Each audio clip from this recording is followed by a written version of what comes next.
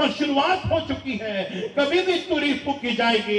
इनके पहले रैप्चर होना है। बाइबल में लिखा है अंत के समय में महामारियां होंगी। एक झलक दिखाया, लॉकडाउन लग गया, पूरी दुनिया सहम गई। उसने मुफ्त में ऑक्सीजन दिया, हमने धन्यवाद नहीं दिया। उसने हमें मुफ्त में जीवन दिया, हमने धन्यवाद नहीं दिया। एक महामारी आई, पूरी दुनिया थम गई। क्राइस्ट के आगमन का समय जो है वो निकट है। प्लेटफॉर्म तैयार है, इकोनॉमिक अस्थिरता चल रही है, समय बहुत नजदीक है। ईरान के संग रशिया को मागोग रोश जो एजिकेल 38 में लिखा है, इजराइल का नाम लिखा हुआ है, फारस देश का नाम लिखा हुआ है एजिकेल 38 में, अर्थात ईरान का।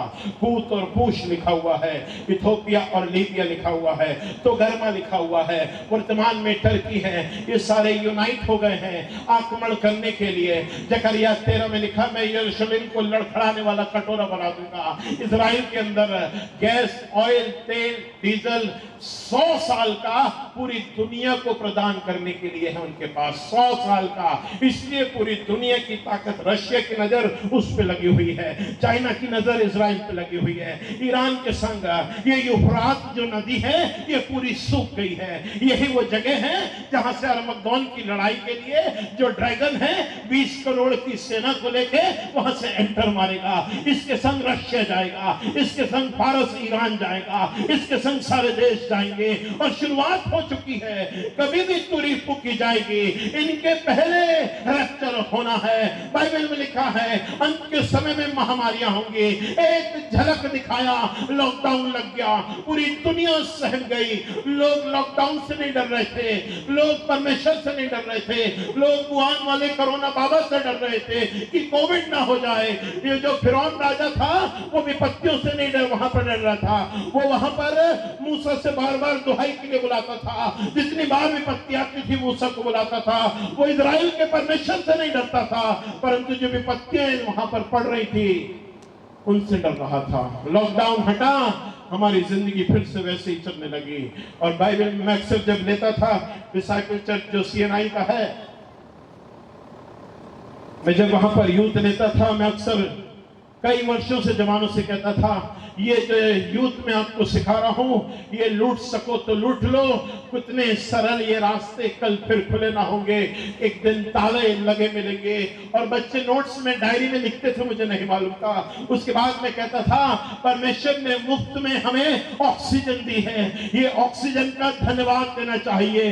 प्रत्येक दिन अस्पतालों में लोग लाखों रुपए देके वेंटिलेटर पे रहते हैं, ऑक्सीजन पे रहते हैं। एक समय आया ताले लग गए, लॉकडाउन लग गया।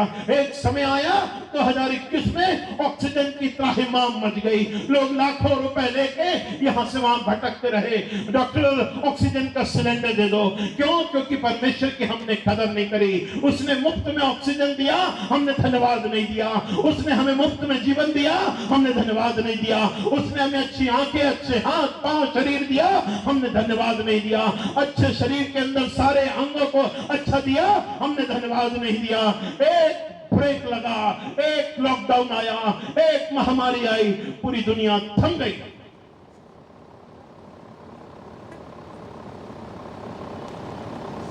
पौलुस कहता है, लोग कहते होंगे कुशल है, कुशल है, कुशल है, और अचानक विपत्ति बवंडर के समान आ पड़ेगी, कोई ने सोचा भी नहीं होगा। यदि कुछ ही दिनों में इजराइल ईरान के न्यूक्लियर रिएक्टर पर हमला करेगा, तबाही का मंजर आप देखेंगे। और फिर गैस, डीजल, पेट्रोल का तांडव, और फिर महंगाई को देखेंगे, और इकोनॉमी अस्थिर होगी। और जब इकोनॉमी पूरी दुनिया की अस्थिर होगी, अभी तो यूरोप डगमगा रहा है, अब एशिया की बारी है और मिडिल ईस्ट की बारी है। तभी एंटी क्राइस्ट आएगा। और पेरिस की ओलंपिक की ओपनिंग के समय सफेद घोड़े में सर से लेके पैर तक कवचधारी जो व्यक्ति था, घोड़े से पूरे राउंड लगा रहा था, जिसका चेहरा नहीं दिखाया गया। और सारे राष्ट्रपति ने, सारे विश्व के तमाम राष्ट्रपति, प्रधानमंत्रियों ने ओपनिंग जो करी, वो सिडनी फिलिस्तीन के संग करी। ये सारे प्रमाण प्रभु भोज की ब्यारी का मजाक उड़ाया गया। एंटी क्राइस्ट के आगमन का समय जो है वो निकट है, प्लेटफॉर्म तैयार है, इकोनॉमिक अस्थिरता चल रही है। यूएनओ का जो राष्ट्रीय अध्यक्ष है वहां पर उसकी कुर्सी में प्लेटिनम का क्रॉस उल्टा बन के लटका हुआ है। डॉक्टर के चिन्ह बदल गए हैं, अब उनके चिन्ह में क्रॉस नहीं है, अब वहां पे पाइथागोरस सांप लिपटा हुआ है। एक एक अक्षर से भविष्यवाणी पूरी हो रही है। जवान अपने आप को किस उपाय से शुद्ध रखे, तेरे वचन के सावधान रहने से। मेरे जवानों, जवानी में आनंद करो, पर याद रखो हर बात का लेखा देना होगा। खुल जाएंगी किताबें जब भी हिसाब होगा, इंसाफ का तराजू यीशु के हाथ में होगा। आजा अभी भी मुड़कर, यीशु बुला रहा है। मेरे प्रिय जवानों, हम अंतिम समय में चल रहे हैं। ये महंगाई कुछ बोल रही है, ये लॉकडाउन कुछ कह रहा था, ये महामारियां कुछ कह रही थी, ये बीमारियां कुछ कह रही थी, गलत शिक्षाएं आ गई हैं, व्यभिचार की बातें आगे बढ़ गई है, पुरुष पुरुष विवाह कर रहे हैं, स्त्री स्त्री विवाह कर रही है। जैसा नूह के समय में होता आया था वैसे यीशु मसीह के आगमन के समय होगा। जैसे लूत के समय में होता आया था, सदोम और गमोरा में लोग पुरुषगामी थे। जो सरदूत लूत के घर में आए थे उन्होंने उसको मांग लिया, इसको देख इसके संग हम गलत काम करें। अभी वही बातें हो रही हैं। पूरा विश्व जो है गलत रास्ते पे जा रहा है। एक एक चिन्ह बाइबल का पूरा हो रहा है। इस साल जो मुहूर्त है 48 लाख शादियां है। अंत के समय में ब्याह और शादियां होंगी। और कौन से चिन्ह चाहिए? दुनिया की सबसे अपडेटेड बुक है ये बाइबल, दुनिया की सबसे अपडेटेड बुक। हर दिन नई होती जाती है। जो ये घटना घटती है दानियल की भविष्यवाणी पूरी होती है। जो ये घटना घटती है प्रकाशित वाक्य की भविष्यवाणी पूरी होती है। जो ये अटैक होता है जकरिया और एजेकिएल की भविष्यवाणी पूरी होती है।